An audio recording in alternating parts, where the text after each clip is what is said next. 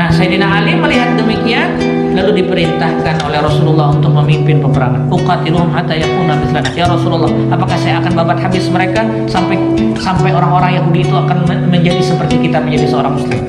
Kata Nabi, anfis ala rislika hatta tanzil bisahatihim. Fa wallahi la ayyahdiyallahu bika rajulan wahidan khairun laka min humurin ni'am. Satu orang yang kau sampaikan nasihat keagamaan yang menjadikan mereka mendapat petunjuk lebih baik daripada unta yang berwarna merah.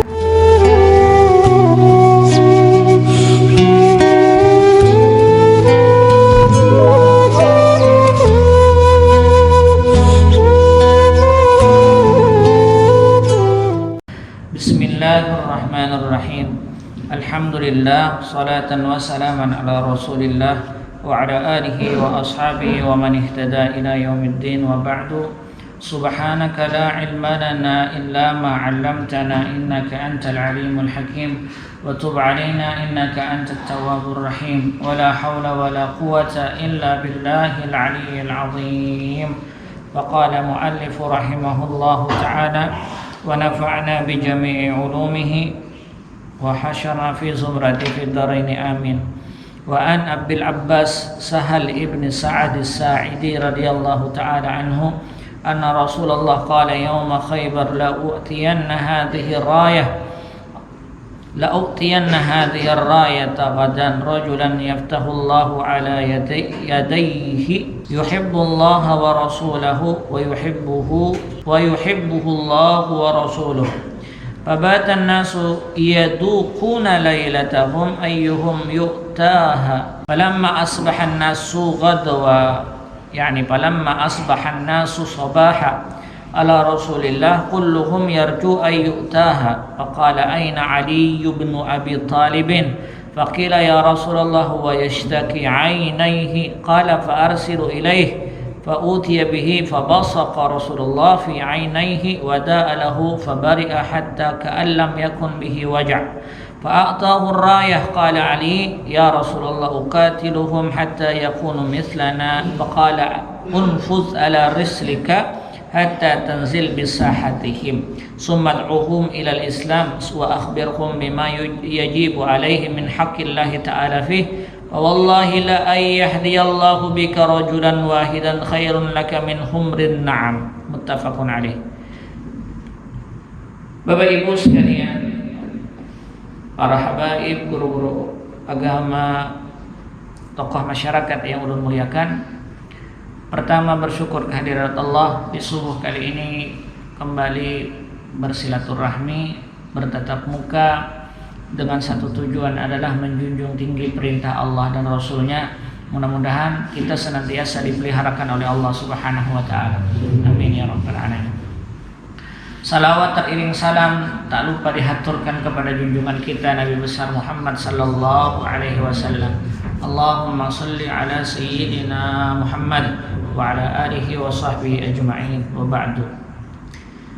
Pada pertemuan sebelumnya kita belajar salah satu hadis yang dinyatakan oleh seorang sahabat bernama Abdullah ibn Amr, yang di dalamnya menyatakan, masih ingat Pak, sekelompok orang datang di hadapan Rasul dengan kondisi yang sangat miskin, menghunuskan pedang seakan-akan mereka meminta sedekah.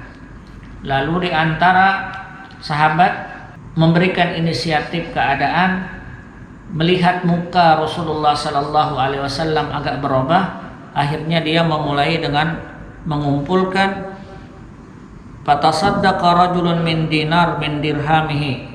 Ada yang bersedekah dengan dinar, ada yang bersedekah dengan dirham. Dari satu orang ini lalu diikuti oleh yang lainnya. Nabi tersenyum dan mengatakan, man sanna sunnatan hasanatan falahu ajruhu wa ajru man amila ba'dahu min ghairi ay yanqusa min ujurihim syai'un. Kata Rasulullah, barang siapa yang membuat cara yang baik di dalam Islam, sunnah yang baik, maka baginya pahala dan pahala orang yang mengikutinya sampai min ba'diha min amalin wa ajru man amila biha, dan orang yang mengamalkan setelahnya min ghairi ay yanqusa, tanpa ada sedikit pun pahala yang berkurang. Tapi sebaliknya, siapa yang membuat cara buruk, sunnatan hasanah, cara buruk dan diikuti oleh orang, maka baginya dosa dan dosa orang yang mengikuti setelahnya. Faidah daripada hadis ini yang kita kaji pertama adalah makna sunnah. Sunnah itu tariqah, cara hidup. As-sunnatu hiya tariqah. Sunnah secara bahasa adalah jalan, tariqah jalan, tata cara. Nah, karena dia tata cara, ada yang baik, ada yang buruk. Lalu dikatakan sunnatur rasul, berarti tata cara hidup Rasulullah SAW. Nah, tetapi terkadang kita keliru di dalam menerjemahkan sunnah pada pertemuan sebelumnya, bahwa sunnah berdasarkan pendapatnya Syekh daripada Syekh Mustafa Sa'id Al-Khan, syarah daripada Riyadhus Shalihin yang ditukil oleh Al-Imam Abu Zakaria Yahya bin Syaraf An-Nawawi, Al-Imam An-Nawawi. Beliau meninggal tahun 676 itu berarti masuk abad ke-7, 606-76. Cara berpikirnya kayak ini, Rasulullah meninggal tahun 10 Hijriah. Kita naikkan 10. Yang ditinggalkan Nabi apa? Quran, tapi itu pun belum berbuku. Fayahfadzuna fis sudur. Sahabat itu menghafal Quran di hatinya, di otaknya. Wasutur, di lembaran tulisannya. Belum ada terbukukan, mushaf itu belum ada. Lalu akhirnya karena Islam tersebar luas ke sana kemari, Sayyiduna Abu Bakar As-Siddiq berinisiatif bagaimana kita kumpulkan Quran, takut banyak yang menghafal Quran ini habis. Dikumpulkan. Nah, ketika dikumpulkan, perbedaannya di mana? Waktu zaman Abu Bakar mengumpulkan berdasarkan imma yakuna riwayatan syafahiyan, baik yang bertemu dengan Nabi secara lisan atau yang diambil daripada sahabat-sahabat lain. Sehingga di zaman Abu Bakar itu penulisan Al-Quran macam-macam. Ada yang melalui dari surah Al-Alaq, Iqra, sampai surah An-Nasr. Karena An-Nasr 29 hari sebelum Rasulullah wafat itu terakhir turun, sebelum ayat yang ada di surah Al-Baqarah. Nah, jadi belum ada yang mulai Al-Fatihah, Al-Baqarah itu belum ada, Pak. Itu zaman Abu Bakar. Zaman Sayyidina Umar, Islam masuk ke berbagai wilayah. Kata Sayyidina Umar, kita bukukan dalam versi atau dalam keadaan mushaf itu tertulis. Kalau lu sebut mushaf berarti yang dibukukan, Pak. Berdasarkan riwayat-riwayat sesuai dengan asbabun nuzul. Ditulislah sebagai asbabun nuzul dan petunjuk Nabi. Sudah keluar konsepnya dari Al-Fatihah, Al-Baqarah itu sudah. Tapi berbedanya dari mana? Mereka meriwayatkan berdasarkan banyak riwayat. Ada yang riwayat 7, ada riwayat 10. Lalu berbeda bacaan tuh. Alhamdulillahi Rabbil Alamin, Ar-Rahmanur Rahim, Maliki Yaumiddin, pendek. Maliki Yaumiddin, Ihdinas siratal mustaqim, siratal ladzina an'amta 'alaihim. Jadi ada berbeda pendapat. Kamu dapat dari mana? Nabi mengajari. Aku Nabi juga. Lalu berkelahi. Kalau kayak ini, kata Sayyidina Umar, kalau kada dibukukan secara bacaan yang sama, kita akan berseteru. Sekalipun sama-sama daripada hadis Nabi, lalu muncullah di situ disiplin ilmunya namanya qiraah sab'ah. Qiraat 7 dan qiraat 10. Bagi yang belajar di ilmu tafsir biasanya ini akan dikajinya dengan catatan wajib hafal Quran. Setelah itu masuk Sayyidina Utsman, Umar tidak bisa menyelesaikan. Zaman Sayyidina Utsman baru dibukukan dengan satu arah, satu motivasi, yaitu dengan keluarnya Mushaf Utsmani. Bacaannya sama, riwayatnya sama, sehingga tidak ada perbedaan dalam bacaan. Jadi itu perbedaan antara pembukuan. Nah, hadhihi bid'ah. Ini perkara baru. Zaman Nabi tidak ada mushaf itu dibukukan, setelah Rasulullah wafat baru ada. Nah, ini yang disebut dengan cara. Maka ketika kita memahami sunnah, ada yang memang terdapat di zaman Rasul di abad pertama, ada yang memang terdapat setelahnya. Paham maksudnya? Maka itu sunnah juga Pak, karena cara hidup itu panjang. Nabi hidup meninggal tahun 10. Setelah tahun 10 lawas lagi, ini berkembang tuh tahun 65 Hijriah. Nabi pian hitung nih, Nabi meninggal tahun 10 Hijriah.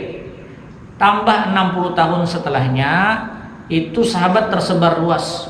Menurut riwayat Syekh Ibnu Salah mengatakan di antara sahabat yang meninggal terakhir tahun 65 Hijriah. Itu ada yang mengatakan.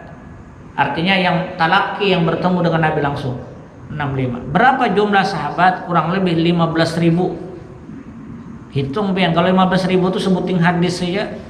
Berarti kalau kita hanya menghafal 40 hadis, ketujuh menyalahkan orang, itu keliru. 15.000 tuh sahabat Pak. Belum dibukukan macam ini abad ketiga. Sudah naik ke atas, beranjak tahun 65 Hijriah, naik tahun 80, muncul Al-Imam Malik bin Anas. Minta maaf, tahun 80 itu lahir Nu'man bin Sabit atau yang dikenal dengan Imam Abu Hanifah. Abu Hanifah itu tahun 80. Selisihnya dengan Rasul berarti sekitar 70 tahun. Itu pun pangkatnya sudah tabi'in, karena bertemu dengan sahabat. Tahun 96 Hijriah muncul Imam Malik bin Anas di Madinah, Imam Abu Hanifah di Kufah, Imam Malik di Madinah, beda wilayah. Ini wali kutubnya di sini, ini walinya di sini.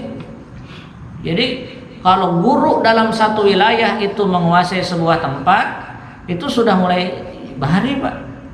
Guru mana? Ini guru apa?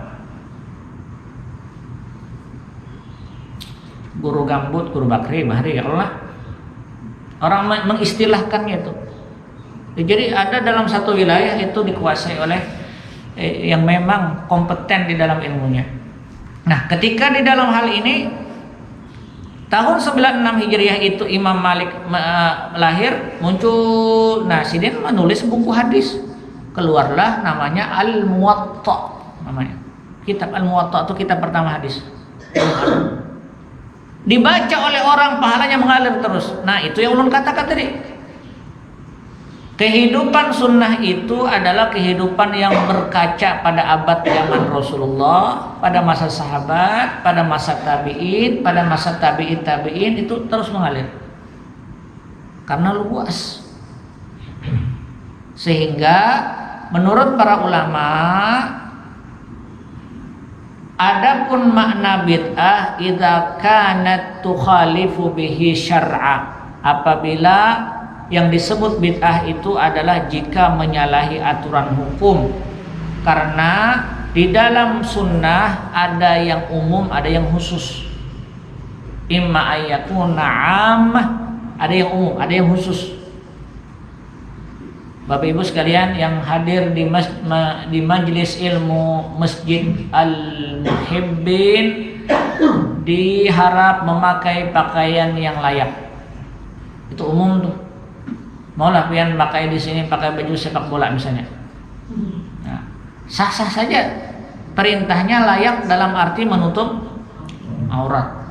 Tapi kalau disebutkan diharap Bapak Ibu hadir di majelis ilmu Masjid Al-Muhibbin dengan memakai pakaian putih, berpeci putih, kemudian sarungnya putih, jelas itulah. Perintah jelas spesifik, ada penjelasannya. Nah, perintah Nabi ada umum, ada khusus, ada mutlak, ada muqayyad. Jadi kadang-kala kita padahkan bahwa itu tidak mengikuti sunnah. Ulun simpulkan, sunnah adalah mengikuti kehidupan Rasul, kehidupan sahabat, kehidupan tabi'in, kehidupan tabi'in dan orang yang mewariskan ilmu kepada orang yang setelahnya. Nah, jadi itu yang disebut dengan sunnah. Sunnah. Jadi jangan sempit kalau hanya berpandangan zaman Nabi ada kada digawe, keliru itu. Ada tidak perintahnya zaman Rasulullah? Balik lagi. Itu pasangannya, Pak. Kalau ada yang mengatakan Nabi tidak pernah memerintahkan, balik lagi pertanyaannya itu. Nabi tidak pernah melarang. Kalau Nabi tidak pernah memerintahkan, sebutkan, berikan kami larangannya. Andai kata Nabi tidak pernah melarang, berarti sampean yang melarang. Paham maksudnya? Contoh, ketika kita menikah hari, sepakat bahwa menikah hari adalah bagian daripada hukum adat yang masuk ke dalam hukum syar'i, dilegalkan di dalam hukum syar'i. Karena di dalam menikah hari isinya membaca Al-Quran, bertahlil, bersedekah. 3 konsep ini sampai ke dulu. Yang sepakat itu, 3 ini sampai ke depan. Sampai. Sepakat kita sampai?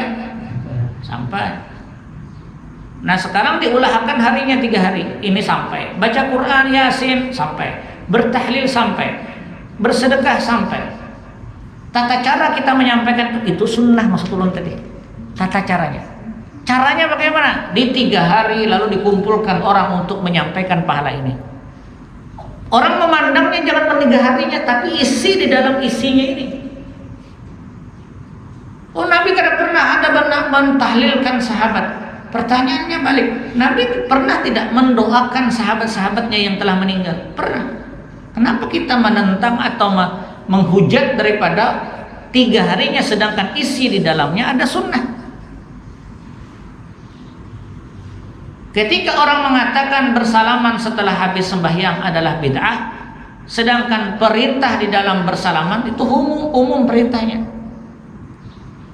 Apabila 2 orang Islam bertemu, fayatasafahan, kemudian mereka bersalaman keduanya, maka turun daripada di antar 2 tangannya itu berguguran, bercucuran dosa-dosanya. Kita ketika selesai salat, Allahumma shalli ala Muhammad, bid'ah, tidak pernah di zaman Nabi. Sedangkan perintah umumnya ada. Berarti yang melarang siapa? Bukan Nabi, yang bersangkutan yang melarang. Jadi kaidahnya, kalau ada yang mengatakan ada tidak zaman Nabi, balik Pak. Ada tidak perintahnya zaman Nabi, balik. Ada tidak larangannya zaman Nabi. Lain Nabi mengatakan jangan ada di antara kalian bersalam-salaman setelah habis sembahyang. Jelas, jangan 4 itu. Tapi, nah, makanya perintah itu ada umum, ada khusus. Itu cara memahami sunnah.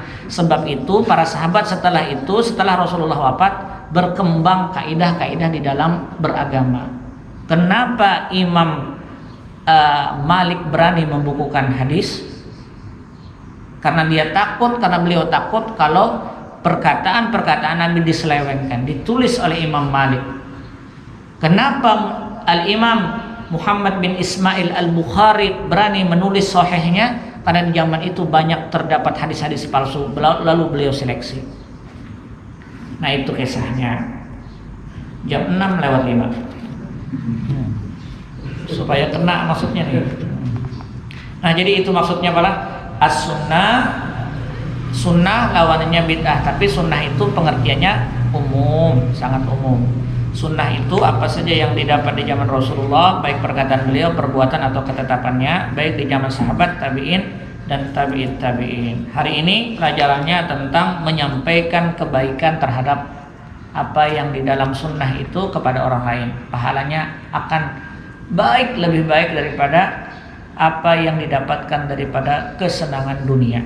Di sini dicontohkan dengan unta yang berwarna merah. Satu ketika, nah, ulun ceritakan. Minum, mohon izin. Dari Abul Abbas Sahal bin Sa'ad As-Sa'idi, semoga Allah meridai beliau, bahwa Rasulullah berkata pada Yaumal Khaybar, ada kisah, ini cerita. Pada satu ketika terjadinya perang Khaybar. Perang Khaybar itu adalah perang antara kaum muslimin dengan orang-orang Yahudi. Terjadi pada tahun ke-7 Hijriah, 7 tahun setelah Nabi bermukim di kota Madinah. Penyebabnya adalah banyaknya pelanggaran-pelanggaran oleh orang Yahudi yang tidak disepakati, yang apabila melakukan perjanjian mereka seringkali berselisih, menyalahi aturan itu. Akhirnya diusir oleh Rasulullah, itu penyebabnya di sebuah tempat namanya Khaybar. Jadi Khaybar itu ngaran wadah. Andai kata perangnya pada masa itu di Anjir, maka ngarannya perang Anjir. Perang Anjir, Khaybar. Nah, satu ketika Nabi berkata, H-1 sehari sebelum pelaksanaan perang, la u'tiyanna hadhihi rayah. Nabi menyeru sebagai panglima perang kepada sahabat-sahabatnya, la u'tiyanna hadhihi rayah. Ini bendera perang. Akan saya berikan bendera ini ghadan rajulan, kepada seorang laki-laki. Jadi kalau yang memegang bendera itu adalah orang yang terhormat pada masa itu, diserahkan. Jadi luar biasa, karena bendera pada masa itu simbol. Apabila bendera itu terturun, maka terjadi kekalahan. Maka yang memegangnya harus jagau pada masa itu. La u'tiyanna hadhir raya ghadan rajulan yaftahullahu ala yadayhi, yang saya akan berikan kepada seorang laki-laki yang Allah bukakan pintu kemenangan dari tangannya. Paham maksudnya, Pak? Bahasa Nabi itu terkadang halus, maknanya menyeluruh. Nabi hanya mengatakan seorang laki-laki yang dari tangannya penyebab daripada kemenangan. Memang semuanya adalah dari Allah, tapi ada hukum asbab dari laki-laki itu. Sayyidatun Nafisah, seorang guru daripada Al-Imam Asy-Syafi'i. Imam Syafi'i itu punya guru Sayyidah Nafisah. Setiap kali beliau meminta hajat, datang kepada Sayyidah Nafisah. Kenapa beliau ingin datang ke tempat itu? Karena tidak terhijab doanya kepada Allah. Apapun yang diminta oleh Imam Syafi'i datang kepada Sayyidah Nafisah. Imam Syafi'i hanya mengaminkan doanya saja. Bid'ah lah ini, Pak. Datanglah seseorang, ulun datang ke tuan guru, Ustaz, Pak Kiai, guru, ulun berhajat kepada pian, mudah-mudahan tanah ulun di lingkar selatan tu payu, doakan Pak. Jar sidin nih bawa banyu nih, sudah kubacakan tanggal 10 Muharram tadi, simbur di situ. Oh, sirik nih, betakon pian nang lain sirik tuh dia kada boleh. Nah, ini nih dalilnya. Rajulan yaftah, asbab namanya. Allahumma salli ala sayyidina Muhammadin tibbil qulub wa dawaiha, sebab bersalawat hati bisa akan dibersihkan. Asbab namanya. Yuhibbullah wa rasulahu, laki-laki itu cinta kepada Allah dan Rasulnya. Wa yuhibbullah wa rasuluh, dan dia cinta dan Allah mencintainya, dan Allah dan Rasulnya mencintainya. Jadi laki-laki kategorinya dia cinta kepada Allah dan Rasulnya, dan Allah dan Rasulnya cinta kepada dia. Fabatan nasu yudukuna lailatahum, orang-orang berharap supaya diantara yang memegang bendera itu mereka. Jadi malam itu bermimpi-mimpi, mudahan nang diminta Nabi, mudahan. Jadi berharap semua bahwa bendera itu di tangan mereka, saking kehendakannya. Palamma asbahan nasu gudwa, manakala di esok harinya, kulluhum yarju ayyutaha, semua mereka berharap bendera itu diberikan kepada masing-masing. Pasti dia tak dapatnya. Jadi mereka tuh baik berantusias ketika berjihad, berharap bendera itu di tangannya. Faqala, Nabi tiba-tiba mengatakan, Aina Ali bin Abi Thalib. Mana Ali? Mana Sayyidina Ali? Mana Ali? Padahal semua orang berharap bendera itu ke tangannya. Langsung Nabi mengatakan, mana Ali? Fakila, di antara mereka menjawab, ya Rasulullah, huwa yashtaki ainaihi. Jangan pian cari Sayyidina Ali. Ali garing, sakit mata Sayyidina. Sakit mata. Yashtaki, istaka yashtaki, sakit, mengeluh, maksudnya beraduh. Ainaihi, dua matanya. Jadi sakit mata waktu itu Sayyidina Ali. Lalu dikatakan faqala arsilu ilaihi. Ya Nabi, bawa Ali ke sini. Aku hendak bertamu. Bawa Ali ke sini. Padahal semua orang berharap inya yang mendapatkan bendera. Fa'utiya bihi, lalu Ali dibawa oleh sahabat-sahabat karena Sayyidina Ali sedang sakit matanya, lalu digendong atau dipapah sampai ke hadapan Rasul. Fabasaka Rasulullah fi aini. Ya Nabi, Ali kesini, buka mata ikan, diludahi Nabi baik. Terus Nabi yang meludahi, terus ludahi Nabi. Kadang-kadang tulisan di sini tus bunyinya kan. Fabasaka Rasulullah fi ainaihi, lalu Ali diludahkan oleh Rasulullah di matanya. Wada'a lahu fabari, Nabi berdoa. Nah, ini pengen cari doanya nih, doa obat sakit mata. Syarah hadisnya, hadis riwayat Imam Muslim.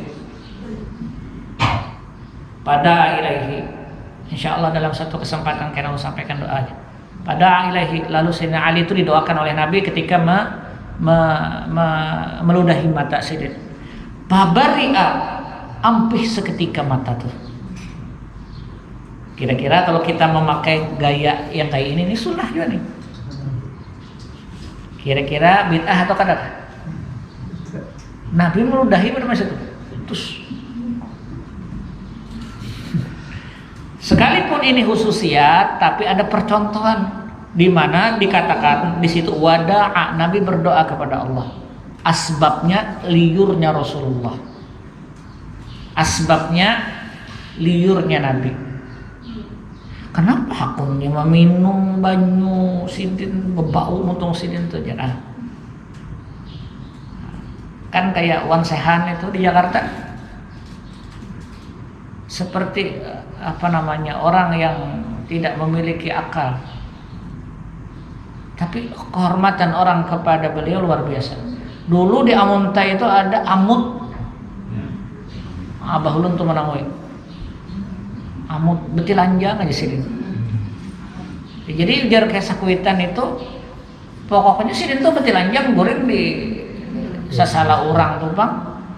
Cuma amunnya sidin mau bersinggah ke toko orang membari kain atau menutupi awak sidin tuh, babi itu pacul sidin habis seketika toko orang tuh jatuh.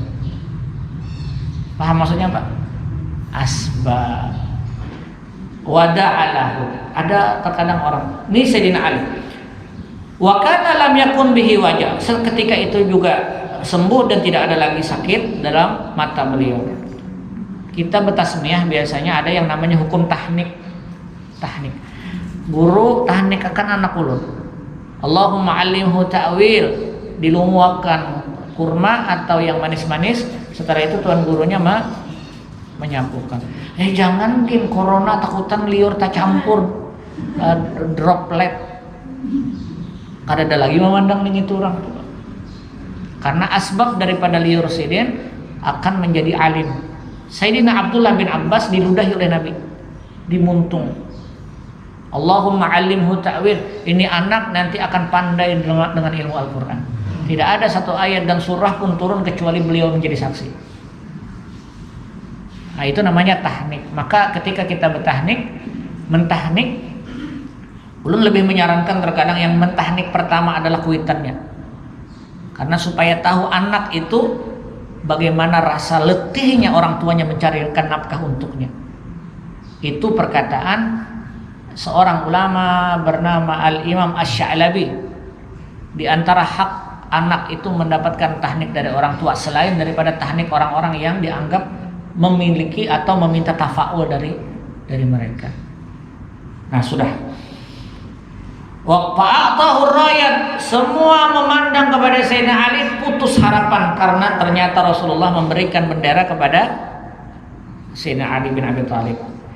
Ujar Ali, orang kadang membawa pedang, kadang dia pedang ya. Fa'atahu ilaihi, di antara sahabat lalu memberikan pedang untuk sebagai panglima perang, membawa bendera, lalu diberikanlah pedang kepada Sayyidina Ali.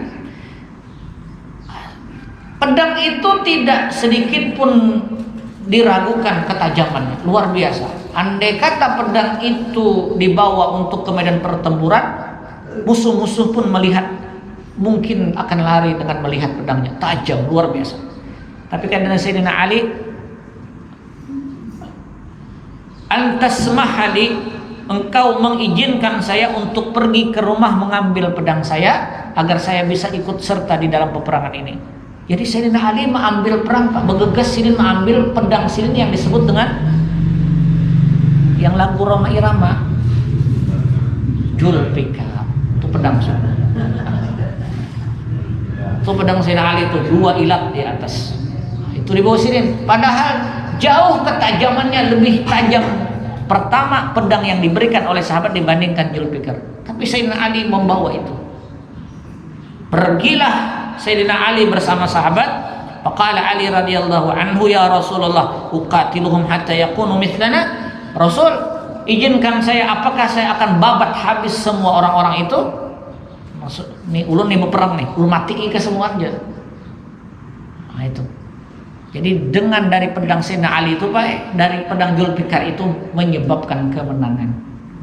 Ini udah contohkan. Pian diberi orang amalan. Inilah amunnya pian pakai ini, polisi kan kada melihat amunnya razia. 10 kali membaca ya tuh ada mau juga. Berarti salah bacaannya kah salah orangnya kah? Kan salah bacaannya, itu orangnya nang bablas salah. Nah, kenapa sosok Sayyidina Ali kemudian pedang Julfikar di bawah sini? Orang terkadang memandang secara hukum zahir ini adalah syirik, padahal bukan. Sama nang orang minta banyu, orang memandang oh itu syirik, padahal bukan itu yang diinginkan, tetap kepada Allah. Tapi dalam kondisi itu tajallinya kudrat Allah pada tempat itu. Kita kadang sampai pandangan mata itu terkadang karena kita ini terlalu banyak dosa. Nah, Sayyidina Ali melihat demikian lalu diperintahkan oleh Rasulullah untuk memimpin peperangan. Uqatiluhum hatta yakuna mithlana. Ya Rasulullah, apakah saya akan babat habis mereka sampai orang-orang Yahudi itu akan menjadi seperti kita menjadi seorang muslim? Kata Nabi, anfis ala rislika hatta tanzil bisahatihim. Lebih engkau berlaku bijaksana sebelum kau berperang, datanglah ke hadapan mereka, rislika maksudnya kepada utusanmu, apa yang diutus kepadamu, turun ke halaman rumah mereka, sampaikan sesuatu bahwa kita mengajak berdamai dan mereka menjadi Islam. Jadi sampaikan dulu dengan akhlak yang mulia.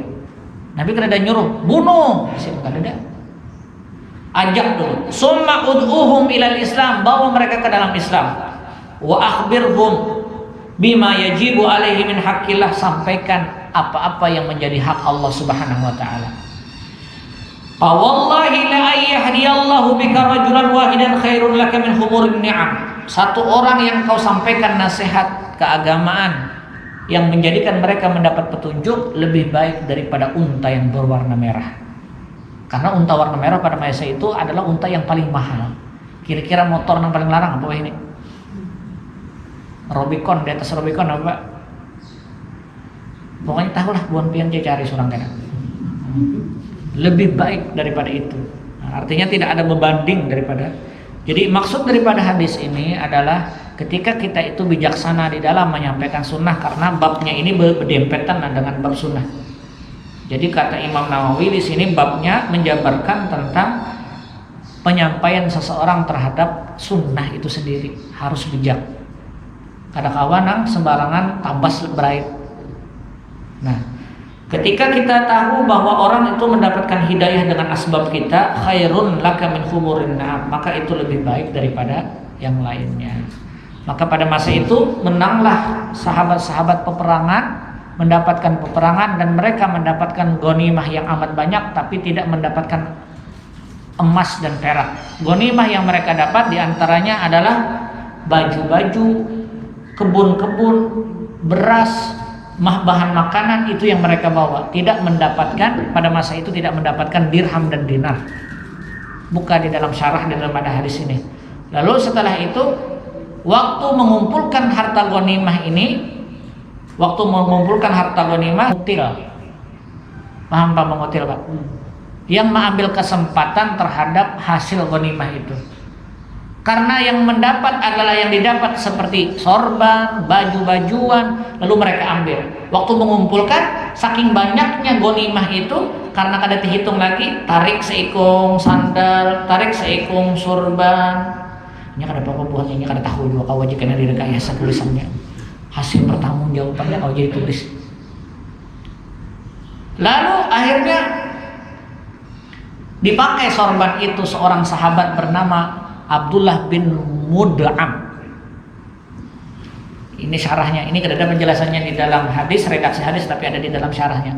Abdullah bin Mud'am, dia mengumpulkan harta ghanimah. Tiba-tiba di malam hari itu sahabat dan Rasulullah SAW berkumpul. Hari ini menang perang, malamnya hendak berselamatan. Apa yang diselamatkan Allahu a'lam. Pada masa itu Nabi disuguhkan baina katifil ghanam, separuh daripada kambing gulai, Pak. Disuguhkan. Ternyata kambing yang ada disuguhkan kepada Nabi itu memiliki racun. Ada racun. Abdullah bin Mud'am, Abdullah ibnu Mud'am, beliau melihat bahwa seorang perempuan dari suku Yahudi mencampurkan bumbu-bumbu daging itu dengan racun, yang tujuannya adalah ingin meracunkan kepada Sayyidina Ali dan Rasulullah agar meninggal dunia, agar mati. Dan beliaulah yang melihat daripada perilaku itu. Waktu disuguhkan perempuan ini berpura-pura masuk Islam, disuguhkanlah kepada Nabi dan Sayyidina Ali. Abdullah bin Mud'amlah yang menegah, Rasul, la ta'kulu hadzal ta'am, jangan pian makan makanan ini sebelum ulun yang memakannya. Jadi kada memandahkan kada Nabi ini ada racun, kada jangan pian makan makanan ini tapi sampai ulun yang memakannya. Abdullah bin Mud'am langsung mengambil makanan itu, pas beliau memakannya seketika mati. Di antara sahabat yang menyaksikan lalu mengatakan, hani'an ya Rasulullah bisyahadat.